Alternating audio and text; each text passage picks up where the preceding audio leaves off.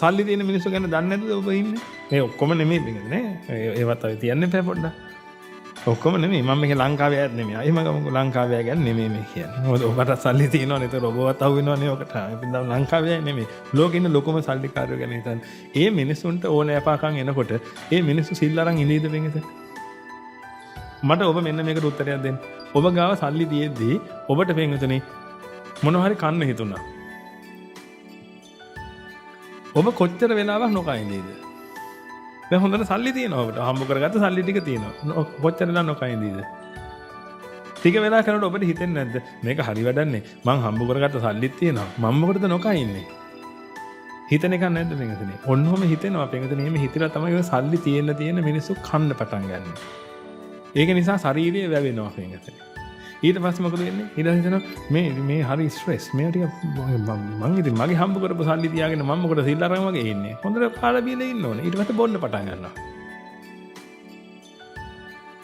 ඒ බොන්නෙත් පින්වතුනි ඉතින් Tamanට තියෙන මට්ටමින් බොනවා. ගමේ මිනිස්සයා ඉතින් කසිප පොඩ්ඩක් බීලා ඉන්නවා. ඔහොම උඩට ගිහලා ලොකු මිනිස්සයා සමහරට එක රැයට මොන හරි බෝතලයක් බොනවා පින්වතුනි. ඒක කෝටි දෙකක් විතරයි.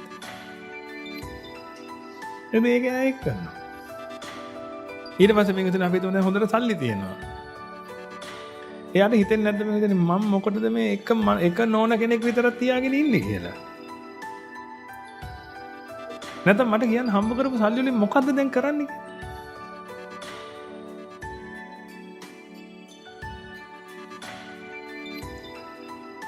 පිනට දහමට දෙන්න දන්නෙත් නැත්තම් නිවන් දකින්න දන්නෙත් නැත්තම් ඔබ ගාව ගොඩාක් සල්ලිත් තියෙනවනම් මොකද්ද පින්වතුනි ඔකට කරන්නේ?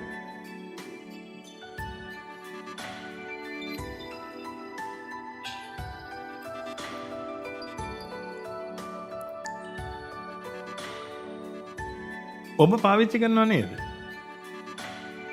හොඳ නැද්ද? ඔබ පාවිච්චි කරනව නේද? ඔබ දැන් පින දහම දන්නේ අඳුරන්නේ නැහැ. අපි තමයි. ඔබ පාවිච්චි කරන විදිහ කියන්නේ ඔබ පාවිච්චි කරනවා කියලා මොකද්ද කරන්නේ? මොනවද කරන්නේ? කනවා. නේද? ඒ කියන්නේ ඇහැ පිනවනවා. ඉතින් නැතු වෙන මොකද්ද කරන්න තියෙන්නේ? ඔබ කියලා කියන්නේ මොනවද දැන් ඔබ දන්න විදිහට? ඔබ කියන්නේ මොකද්ද වෙනකද?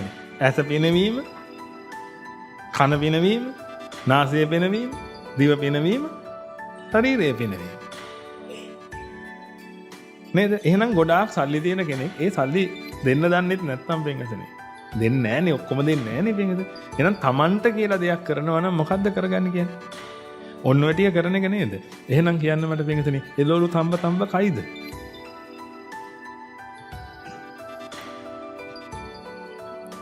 මම නම් හිතන්නේ ගොඩාක් මේ මගේ ගෙස් කිරීමක් ගොඩාක් පිට රටවල් වල ඉන්න එහෙම දාගන්න සල්ලිකාරයෝ පින්වතුනි මං හිතන්නේ අසනීපයක් හැදුණා. එළවලු තඹන කයි කියලා එකක්. අසනීපෙට බේත් බිබී මට කරයිද? අර කන්න කැමති කෑම කයි කියලා මට හිතෙනවා.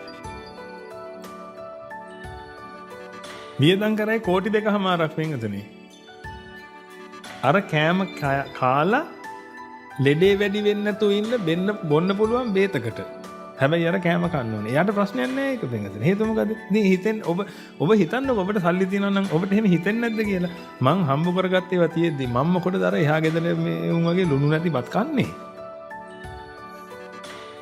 ඒක නිසා බේතක් තියෙනවා. මම ලුණු නැති බත් කෑහම ඒක ලුණු ටික අයින් කරන්න පුළුවන් බේතක් තියෙනවා. ඒක කෝටි 2.5යි. ප්‍රශ්නයක් නැහැ නේ. මට සල්ලි තියෙනවනේ. මොකද කරන්නේ? අන්න ඒක අරන් මොනවද? මං ඒගොල්ලන්ට අපහාස කරනව නෙමෙයි ඔය කාටවත් පින්වතුනි උගතුන්ට බලවතුන්ට කාටවත් අපහාස කරනව නෙමෙයි මං ඔබට කියන්නේ පින්වතුනි ඇයි ඔබගේ ළමයා ලව්ව වන්දවන්නේ පින්වතුනි මිනිස්සුන්ට හිතෙන් වැඩි හිටියෙකුට වන්දින එක කියන්නේ නෙමෙයි මම මේ කියන්නේ හිතින් පුදවන්නේ ඇයි පින්වතුනි